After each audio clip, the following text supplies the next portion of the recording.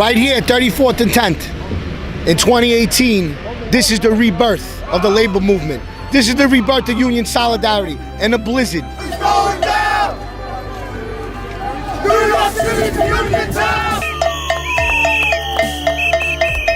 Solidarity! Solidarity! Solidarity! I'm a 10-year Army veteran, so I know about fighting for what you believe in and what you love, and I don't love anything more than my family and my union.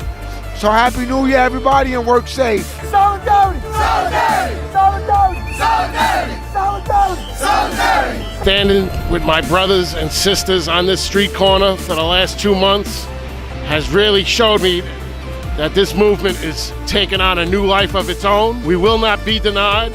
This is our town. We have worked hard to build this town, and we will not let greedy developers come in and take it away from us. Open shop! Broken shop! Open shop! Broken shop! Our city!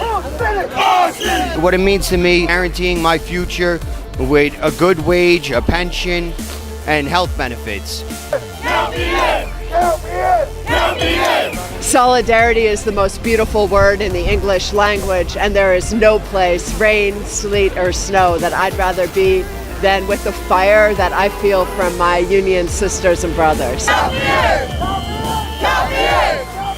Count me in! Union power! Count me in! Count me in! Count me in! Count me in! This is what solidarity looks like.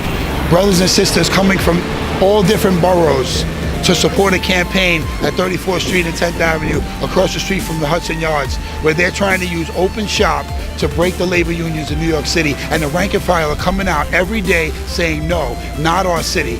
Doesn't matter if it's raining, if it's snowing, if the buses are working, if the subways are running, if you're allowed to drive or not, they're getting here, they're finding a way. Makes me proud to be a part of organized labor.